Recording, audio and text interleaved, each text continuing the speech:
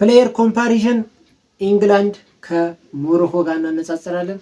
የከዋክብት ስብስቧ ኢንግላንድ ከአፍሪካ ኩራቷ ሞሮኮ ጋር ማለት ነው። ከበረኛ እንጀምራለን። ፒክፎርድ ከቦኖ ጋር።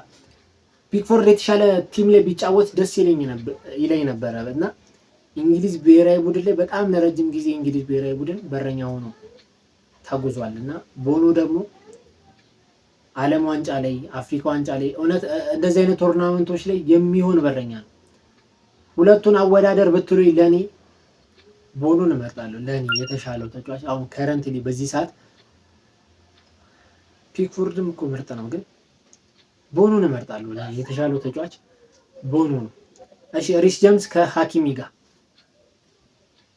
እንደዚህ አይነት ንጽጽር ይፈትነኛል። በነገራችን ላይ በጣም ይፈትነኛል። ምክንያቱም በጣም የማደንቀው ተጫዋች ሪስ ጀምስ ከሃኪሚ ጋር ማነጻጸር ማለት ነው።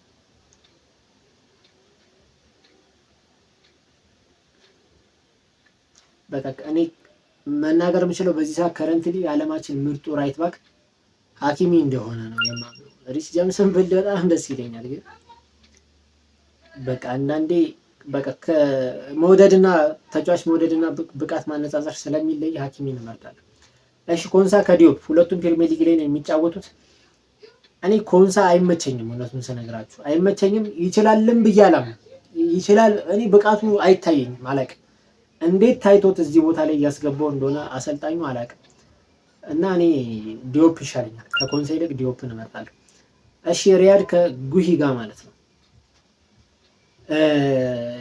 ጉሂ የሪያድ ሌጀንድ ነው። በነገራችን ላይ ፓላስ ቤት ውስጥ ራሱ እያለ እሱን እያየ ነው እንግዲህ እንትን ያለው ሪያድ ቁጭ ብሎ ቤንች ላይ ማለት ነው። ስለዚህ ጉሂ ይበልጣል ማለት ነው። ሪያድ እኮ የአጉዌርድ ተተኪ ነው። አሁን ደግሞ እንደው ጭራሽ ባለፈው የካናዳ ጨዋታ ላይ አልተጠቀሙም። ስለዚህ ጉሂን እመርጣለሁ ማለት ነው። ኦሬሊ ከማዝራዊ ጋር ይህም ትንሽ ከበድ ይላል።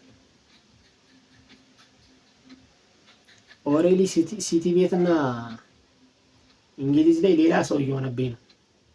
በጋርዲዮላ ስል ምርጡን ኦሬሊ ነበር ያየሁት። እንግሊዝ ብሔራዊ ቡድን ላይ ደግሞ እንደጠበቅኩት አላገኘሁትም። ማዝራዊ ደግሞ እዚህ የዓለም ዋንጫ ላይ በጣም ምርጥ ፐርፎርም እያደረገ ያለ ተጫዋች ማዝራዊ ነው። ስለዚህ ከረንትሊ ባላቸው ነገር ማዝራዊን እመርጣለሁ ማለት ነው። ስለዚህ ማዝራዊ ይመጣል ከኦሬሊ። አንደርሰን ከኤል አልናዊ ጋር ማለት ነው። ይሄ ልጅ በጣም ወድጄዋለሁ። እዚህ ዓለም ዋንጫ ላይ በጣም የተመቸ ልጅ ነው። እውነት እንደ ፊዚካሉ ሳይሆን ምናምን ይቅርታ፣ እንደ ፊዚካሉ ምናምን ሳይሆን መሀል ሜዳውን የሚቆጣጠር ልጅ ማለት ነው። በቃ እዚህም እዛም ሁሉም ቦታ የምታገኙት ልጅ ነው ኤላልናዊ። አንደርሰንም ልክ እንደሱ አይነት ተጫዋች ነው። አንደርሰን ከሱ በምን ይበልጣል መሰላችሁ? አንደርሰን በጣም ኳስ ያስጥላል። ወርክ ሬቱን በጣም የሚገርም ልጅ ነው እና አንደርሰን ይበልጣል ማለት ነው። ዴክላን ራይስ ከቦአዲ ጋር ራይስ ቤቢ ይለያል። ራይስ በቃ ምርጥ ተጫዋች ነው። ራይስ በዚህ ሰዓት የእንግሊዝ ወሳኙ ተጫዋች ዴክላን ራይስ። ስለዚህ ከቦአዲ ይበልጣል ዴክላን ራይስ። እሺ ጆድ ቤሊንጋም ከኦናሂ ጋር ማለት ነው።